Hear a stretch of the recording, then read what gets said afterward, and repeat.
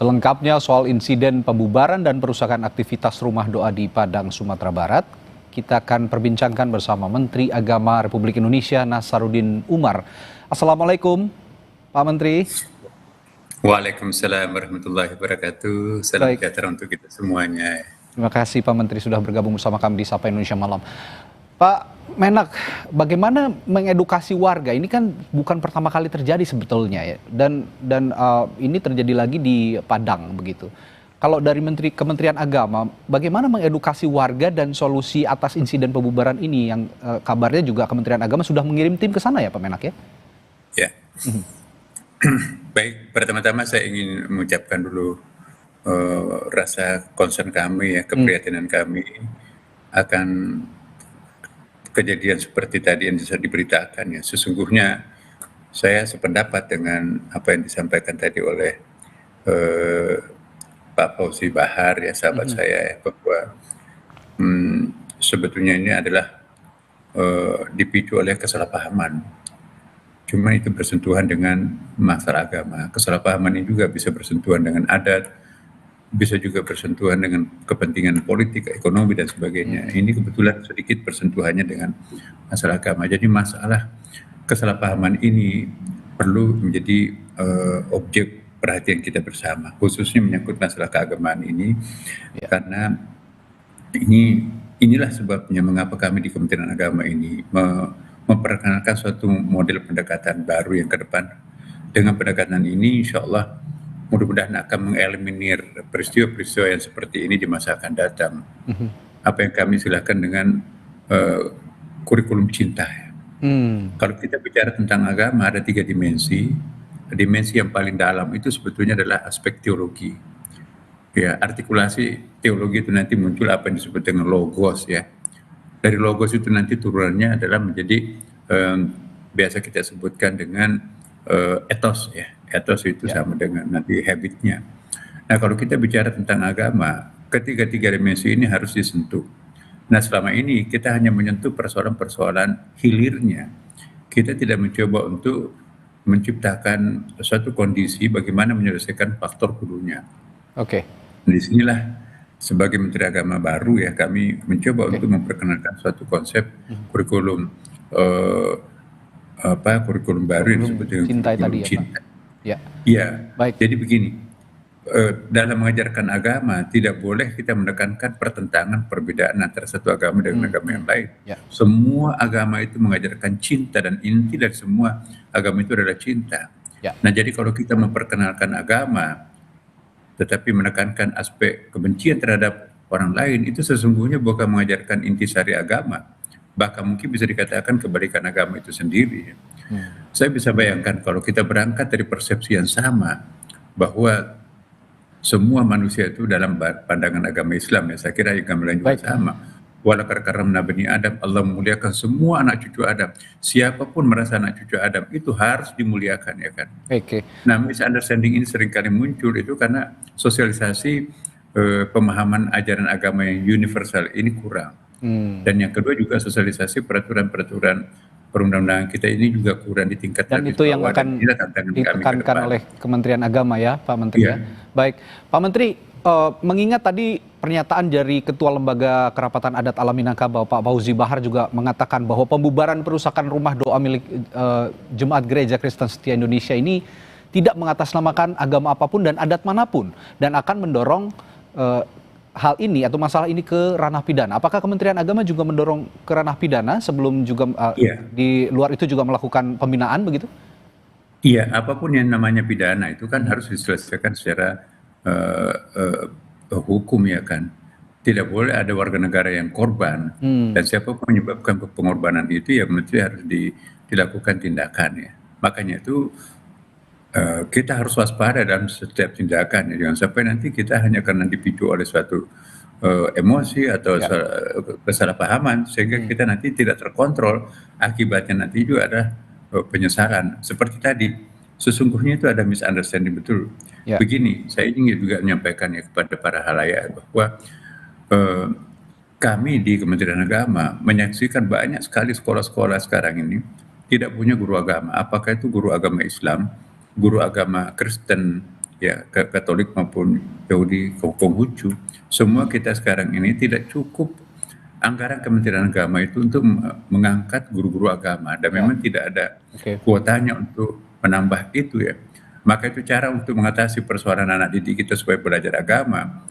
Maka dititipkanlah anak-anak kita itu biasanya ke gereja, ke masjid untuk mendapatkan pengisian rapor itu dan wawasan anak itu. Misalnya di daerah minoritas muslim di beberapa tempat di Indonesia, guru agamanya tidak ada karena mungkin hanya 2-3 orang muridnya, maka dititipkan di imam masjid, tolong diajarkan anak-anak kami ini dan juga sekaligus pengisian rapornya dari sana.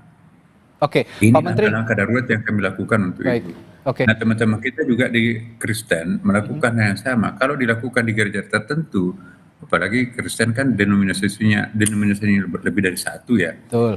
Nah, mungkin memang lebih netral kalau dilakukan misalnya seperti tadi di rumah berdoa itu. Karena di sekolahnya nggak bisa mendapatkan pelajaran agama, maka dikumpulkan mereka itu di rumah itu, dan itu sebetulnya mungkin tidak dimaksudkan untuk gereja, tetapi dimaksudkan sebagai tempat untuk mengajari pelajaran agama anak-anak yang tidak mendapatkan pelajaran agama di sekolahnya, kan nggak ada tidak ada guru agama di sekolah itu. Nah, inilah salah satu solusinya. Sangat berbahaya kalau anak-anak itu melampaui masa remajanya tidak ada pendidikan agama. Lebih baik anak itu kita kumpulkan untuk mempelajari agama daripada sama sekali tidak ada pelajaran agama masuk dalam benaknya. Itu besar sekali risikonya. Makanya itu kami memberikan solusi kepada teman-teman yang tidak punya guru agama karena keterbatasan anggaran dan sebagainya, maka kita bisa minta tolong kepada misalnya agama Buddha, agama Hindu, ya bisa berkomunikasi dengan tokoh-tokoh agama setempat untuk mendapatkan bimbingan keagamaan pada anak-anak yang bersangkutan. Jauh lebih baik itu daripada sama sekali tidak. Atau misalnya non-muslim tapi belajar agama Islam demi untuk melengkapi rapornya, itu juga tidak bijaksana ya. Cara yang paling bijak adalah seperti tadi. Maka itu kami mencoba untuk di Kementerian Agama ini betul-betul akan melakukan pendekatan secara mendasar ya. Kami berharap kalau kurikulum cinta ini diterapkan, kira-kira generasi kita akan datang ini, misalnya under 30 ya, di bawah 30 tahun. Dan ini bukan sasarannya bawahnya dari TK sampai perguruan tinggi, pelajaran agama itu betul-betul harus terintegrasi dengan menekankan aspek universalitasnya agama itu. Saya sangat sepakat dengan apa yang dikatakan Pak Menteri, bahwa memang agama apapun, bahwa pelajaran agama adalah landasan kita juga menjalani kehidupan yang lebih baik, menjalani kehidupan bersaudara yang lebih baik, meskipun dengan berbeda agama. Saya sangat sepakat. Tapi saya ingin tanyakan juga di sisi lain, Pak Menteri, apakah aktivitas seperti ini atau serupa memerlukan izin tidak dari pemerintah di luar rumah ibadah? Apakah itu harus ada izin tertentu atau tidak?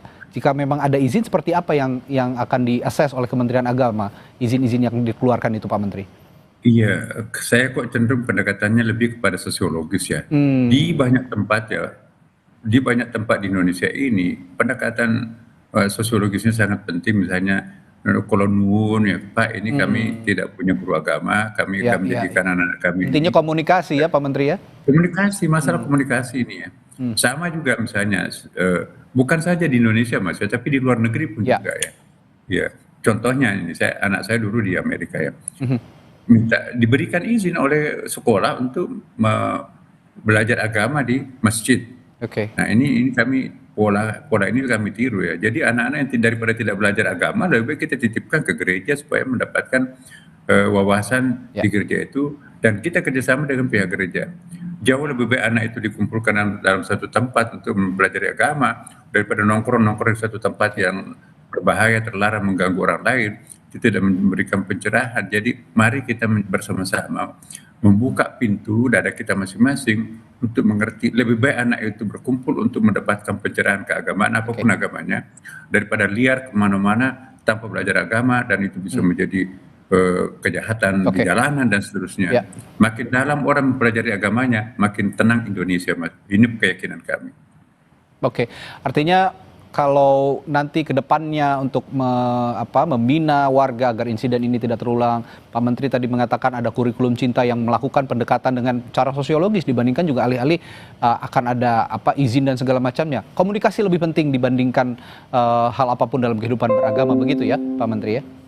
Iya, disambut baik oleh tokoh-tokoh agama, Mas. Saya bersyukur ya, Ya, gagasan kami di Kementerian Agama ini serta-merta kawan-kawan kita dari agama-agama lain mendukung sejak lama sebetulnya, ini kita tunggu-tunggu dan baru kali ini muncul, dan saya berharap baik. mudah-mudahan ini berhasil.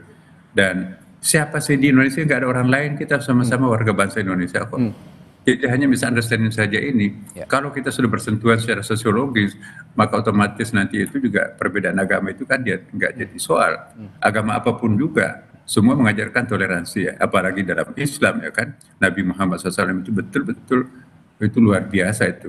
Toleransinya itu tidak pernah menghabiskan, tidak pernah melenyapkan Yahudi, Nasrani, sekalipun mayoritas mutlak Ya. di Madinah. Bahkan memberikan fasilitas-fasilitas yang diperlukan oleh mereka sepanjang mereka itu berkooperasi dengan garis kebijakan itu. Maka itu saya kira memang aturan-aturan ini juga harus ada ya, dan harus disepakati bersama. Baik. Saya setuju, siapapun yang salah ya harus mempertanggungjawabkan perbuatannya dari Siapa- manapun juga kelompok itu ya. Oke, siapapun Oke. yang salah harus mempertanggungjawabkan perbuatannya. Artinya ya, kalau memang ada unsur pidana silahkan diproses. Tapi intinya Iya. kehidupan beragama adalah komunikasi, dan kehidupan beragama adalah pendidikan keagamaan juga yang cukup. Apapun latar belakang agamanya, jika memang punya pendidikan beragama yang cukup, Betul. yang baik, kita niscaya juga akan bisa saling menghormati, bisa saling memahami satu sama lain.